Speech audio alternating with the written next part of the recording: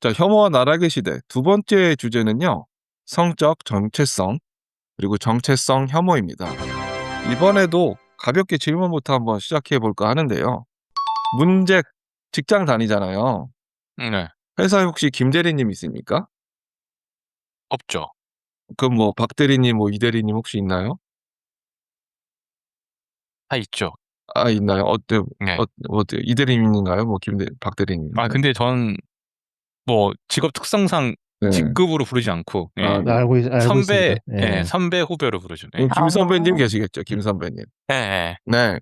알겠습니다. 그럼 김 선배님으로 하겠습니다. 아니면 뭐 김 후배님도 사실 상관은 없는데요. 예. 어제까지 김 선배님이었던 동료가 갑자기 성전환 후에 이제부터는 원래는 대리로 했어야 되는데 어쨌든 이제 나를 김양으로 불러 달라며 출근한다면 그렇다면 문제는 문제 없지. 예전처럼 편하게 그렇게 대하실 수 있을 것 같아요. 어떻게 생각해요? 네, 전 대할 수 있습니다. 왜 아무런 문제 없이? 네네. 어. 저는 뭐 네. 이제 그런 약간 성적 정체성이나 이런 거에 대해서는 말 그대로 그 사람의 정체성이기 때문에 그걸 제가 왈가왈부할 문제가 아니라서. 예.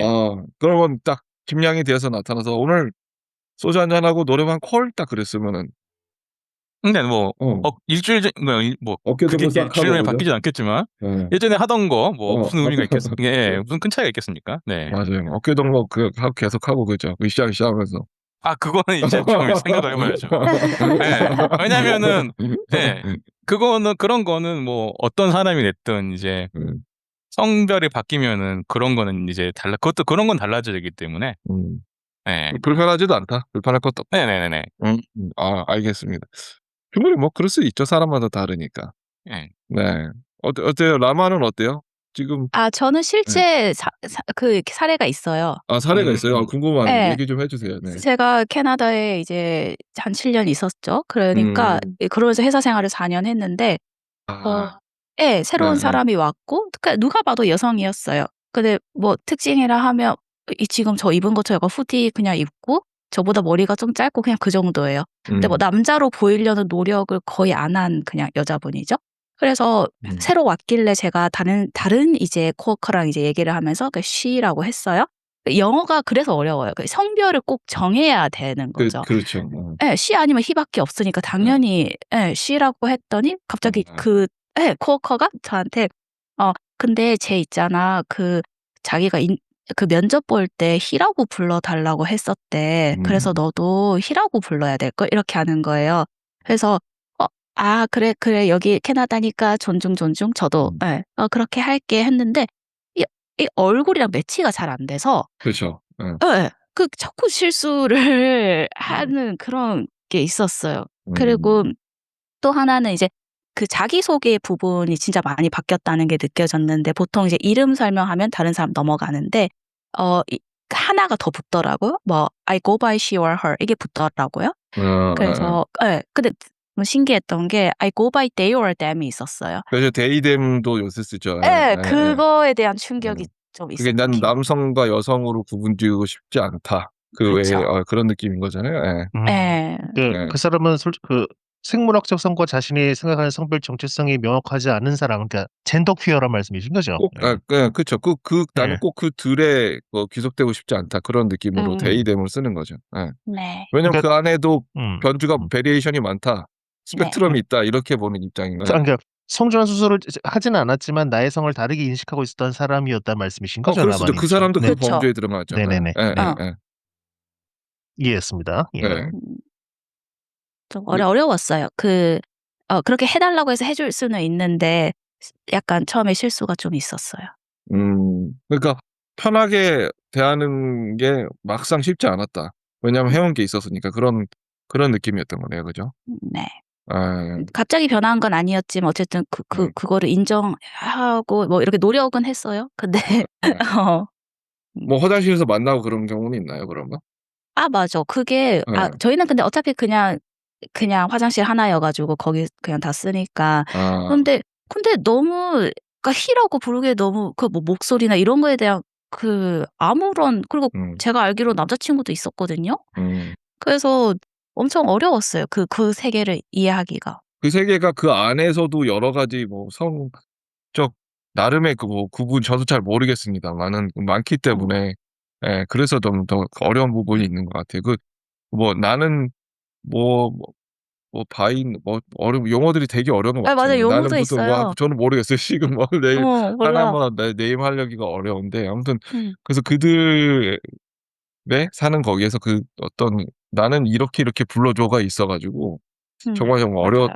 어려운 경험이 특히나 해외에 살면서 있는 것 같아요. 요새는 저도 인제 뭐 여기서 회사를 다니지만 저기에 그 제 개인 프로파일 안에 나는 뭐 남성, 여성이 그렇죠. 아닌 있던 성을 선택할 수 있습니다. 그쪽으로 해 달라. 그래서 그렇게 선택할 수 있는 어느 이쪽 부분에서 많이 열려 있고 허용이 되고 있다는 음. 것을 뜻하죠. 네. 코벨은 어때요? 그냥 음, 전혀 문제 없나요? 아니면은 방금 그 하나 좀 바로잡고 싶은 게 방금 말씀하신 그 라마니에 말씀하신 경우에 그 용어는 논 바이너리라는 개념이에요. 그러니까 딱히 나를 하나로 규정하지 않고 규정할 수 없다고 말씀하는 사람은 논 바이너리라고 하고요. 예. 아까 말했던 그 젠더 퀴어는 살짝 좀 다른 개념이긴 합니다. 예. 저도 뭐 쉽지 않죠. 당연히 그 사람의 정체성에 대한 어떤 선택이니까 존중해야 하고 아마 문제처럼 겉으로 보기엔 별 그렇게 뭐 당황하지 않고 그 사회적 가면을 쓴 채 잘 대할 수 있습니다. 예. 그럴 자신이 있어요.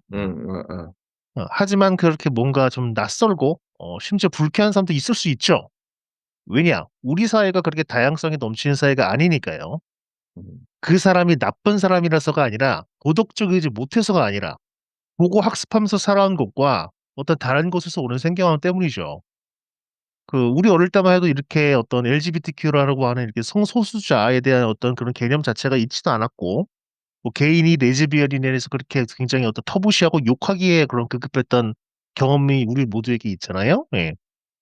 그렇기 때문에 우리가 이렇게 설령 나는 열려 있다고 생각하는 사람조차도 이를 직접적으로 일반적으로 이렇게 경험하는 문화권, 아까 말씀하신 대로 너 캐나다나 미국 서구권에 있지 않았던 사람이라면은 혼란스러울 수밖에 없죠. 이렇게 나는 이렇게 열려 있는 사람이라고 생각을 하더라도 그리고 그를 달라지지 않는 태도로 대하려고 노력하겠지만은 아무래도 속마음은 제 어떤 개인적인 생각과 다르게 사상과 다르게 가치관과 다르게 좀 어색하거나 좀 불편한 점은 분명히 있을 거라고 생각을 합니다. 예. 네. 저도 이 질문에 굉장히 집중을 했습니다. 그래서 저는 제 대답을 하자면 저는 yes and no거든요. 왜 yes and no냐. 이게 안 친한 사이면 yes예요. 대할 수 있다. 왜냐면 음. 안 친한 사이였으니까 어차피 업무적인 이야기만 하면 될 거잖아요. 그러니까 너 전혀 문제가 될 게 없다. 근데 친한 사이였으면은 이게 문제가 될 수가 있겠더라고요. 예를 들어서 이런 거죠. 그 사람의 성전환에 대한 배경을 사전에 알았다면 다행일 수 있죠. 근데 그렇지 않고서 상대방을 나와 같은 남자라고 생각해서 공유하거나 보여준 나의 비밀이나 사적인 부분들, 영역들이 있을 수 있잖아요. 같은 그럴 수 남성끼리 있죠. 하는 그럴 얘기. 수 있죠. 근데 그걸 나는 어디 서슴지 않고 허심탄회하게 나눴는데 갑자기 이렇게 내일 돌변해서 들어오면 그러면 좀 배신감이 들 수 있지 않을까 충분히. 그런 생각이 좀 드는 거죠. 예. 좀 이렇게 좀 언급을 해 줬더라면 나도 좀 적당히 좀 얘기를 했을 텐데. 그러면 다음 날부터는 좀 친해지기가 그렇게 지내기가 좀 어려워질 수 있다는 부분이죠. 그래서 당장에 뭐 문재기나 코벨이 그렇게 나타났다면은 그런 생각이 들지 않겠습니까? 저는 상상이 안 가는.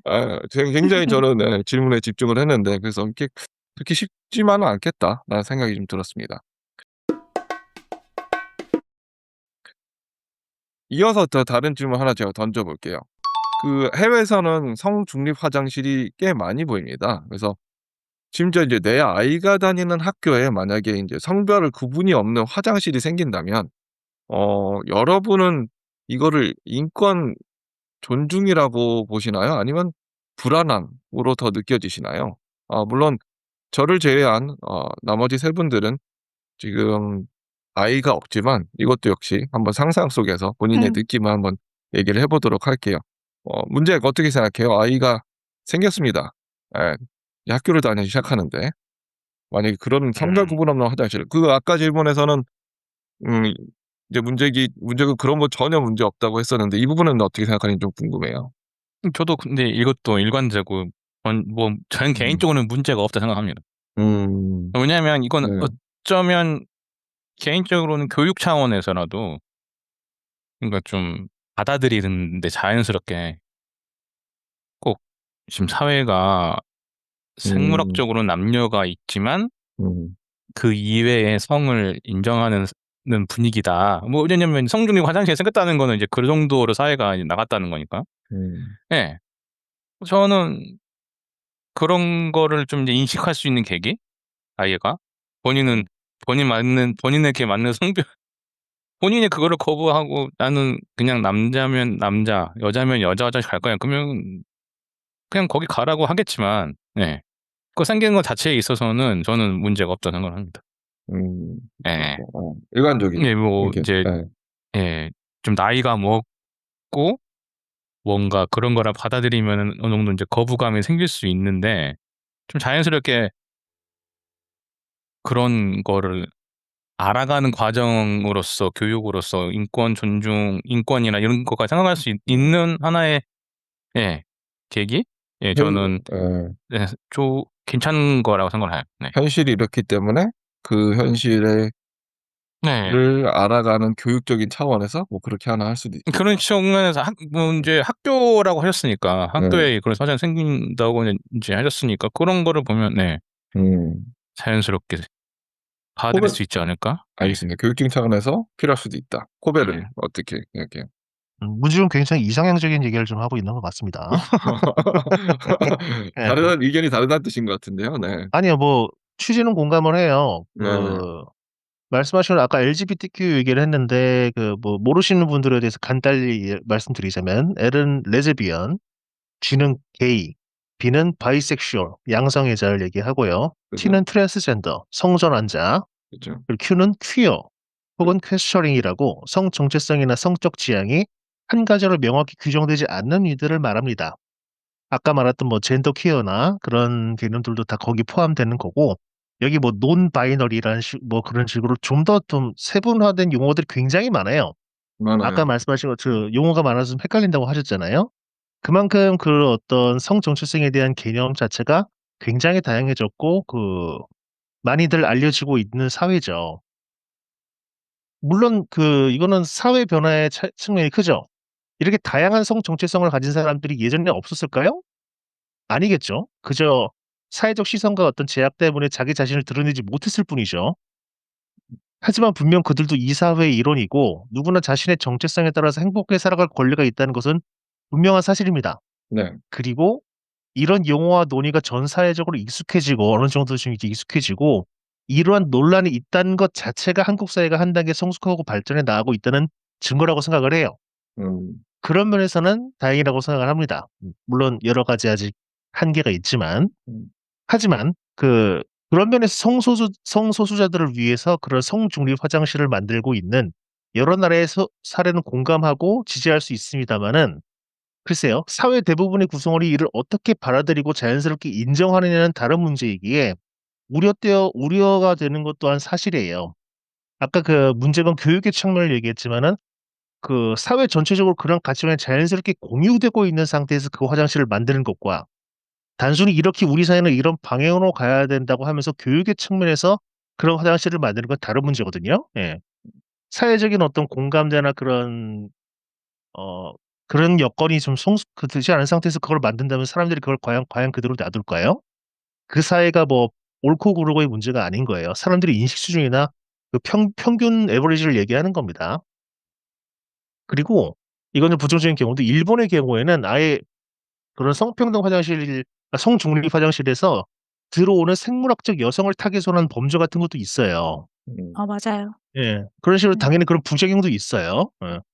그건 뭐 부작용만으로 그거를 하지 말아야 된다는 그런 말씀을 드리는 건 아닙니다만 소수자의 권리를 보호하고 약자의 권리를 지킨다는 측면에서는 물론 공감하지만 이 사회가 그걸 인정하고 오롯이 체화할 수 있는 시간과 여건 그런 상황도 물론 중요한 문제라고 생각을 하기 때문에 앞으로도 소수자들에 대한 다양한 논의는 계속되어야 하고 어떤 건강한 논의는 계속돼야 되겠지만 지금 당장이라도 성소수자를 위해서 성중립 화장실을 만들자고 얘기하는 것은 좀 지금 현실에서는 좀 맞지 않는 얘기라고 좀 생각을 합니다. 전반적인 사회 구성원의 동의가 좀 있어야 된다. 뭐 이런 느낌인 거죠. 그런 거. 그렇습니다. 예. 그러면 아이 화장실은 어떻냐고요? 그렇죠. 아이 화장실은. 아이 화장실은 일단 그러면 아직 사회 전반적인 구성원의 그 그렇죠. 동의가 예. 이루어지지 그 않았. 그 의견이기 때문에 아마 저는 조심스럽다고 말씀드릴 것 같아요. 예. 알겠습니다. 그리고 저는 이거 네. 네, 아닙니다. 이어가시죠. 말씀하세요. 예, 예. 네. 모르겠어요. 바로가 이 말을 할지 모르겠는데, 캐나다에 있으면서 성 정체성이 형성되기도 전에 그 LGBTQ에 대한 어떤 걸 주입하다시피 어떤 코너의 섹션에 그런 있는 책을 보고 우려를 표했던 기억이 있는데, 도서관 어, 한쪽 구석에 한쪽 구석이 아니라 한쪽에 한 자리 잡아 있죠. LGBTQ가 그쵸. 예. 키드 존에도 있더라고요. 네, 그런. 네네네. 네. 그런 식으로 미국, 지금 서구권의 그런 인식과 우리 인식이 다르다고 말씀드렸듯이, 그런 아이의 화장실에 그걸 만드는 건 전혀 다른 문제고요. 아직 우리가 그렇게 아이들에게 그렇게 LGBTQ에 가는 거를 그렇게 아무런 편견 없이 자연스럽게 허용하는 사회가 아니기 때문에 그 화장실을 만드는 건 우리나라에서 지금 그거를 만든다는 자체는 굉장히 어불성설이라고 생각을 합니다. 저는 그게 예. 문제가 교육의 일환으로 사회를 알아가는 데 필요할 수 있다고 했는데 저는 그게 교육의 대상이 될 수 있을까라는 생각을 저는 좀 하긴 했습니다만 일단 라마님 오래 기다리셨는데요. 예, 라마님의 생각은 어떤지. 예. 네. 성중립 그냥 여자로서 생각하면은 그냥 본인이 성중립 화장실을 가야겠다고 해서 가는 사람이 몇 있을까 싶기도 하고 좀 그냥 '나 여자지.' 하면서 이렇게 딱 가서 뭔가 좀 약간 두려움 같은 것도 저는 좀 있어요. 불안이 좀 있는데 근데 또 이제 미성년의 거기로 좀 초점을 맞추다가 생각을 해 보니까 그 학생들은 어른에 비해서 좀 더 남성, 여성이 훨씬 명확하잖아요. 뭐 수술을 안 한 학생들도 많고 그죠. 본인의 이제 정체성을 확립을 하는 그 과정에 있는 학생들이 많으니까 훨씬 그 남녀가 구분이 가능하죠. 그래서 뭘 존중해야 되냐, 정체성을 존중하냐 아니면은 그 신체적인 성별을 존중하냐 있을 때는 저는 피지컬적인 학생들은 주어진 성. 예. 네. 예. 저는 확실히 신체적인 성별을 존중받아야 된다고 생각을 해요. 그래서 그러니까 그 남녀를 차별하겠다는 말은 아니고 좀 더 안전으로 가는 게 맞지 않나? 그러려면 신체적인 성별을 얘네들이 보호를 받아야 되지 않나? 요렇게 저는 생각 조금 보수적이긴 하지만 네. 예, 좀 그렇게 생각을 해요. 네. 저도 간단하게 제 입장은 저는 일단 패밀리 화장실은 되게 웰컴이거든요. 왜냐면 패밀리 화장실은 정말 필요해요. 막 아이가 있다 보니까 아이 기저귀 가고 이럴 때 정말 딸아이를 데리고 남자아저씨 가서 기저귀 가긴 좀 뭐 하시게 하고 반대인 상황도 좀 그렇잖아요. 그래서 패밀리 화장실은 엄청나게 좋은데 성중립 화장실이 아이 학교에 있다면 좀 불안하다. 저는 살짝 유교적인 어르신 느낌으로 말하면 어딜 이런 남녀 7세 부동석인데 이런 저는 예, 얼어지고 이런. 나중에 남녀 학생들이 같이 손잡고 성중립 화장실에 들어가면 어떻게 할 거예요? 그런 생각도 들어요. 그쵸? 그쵸. 예. 그럼 우리는 중립인데요. 이럴 수도 있고. 그래서 이어지는 질문이 바로 좀 비슷한 질문이지만 살짝 색깔은 다른 질문인데요. 이게 실제로 벌어지는 일입니다. 특히나 이제 미국 같은 경우에 성전환 수술을 받지도 않았는데 남성이 그냥 완전 외적으로랑 피지컬적으로 남자예요. 근데 내 정체성은 여자야 하면서 여자 화장실, 여자 탈의실 이용하는 경우가 있습니다. 그리고 그 반대의 경우도 있죠. 이건 어떻게 생각하세요? 이게 온당한가요?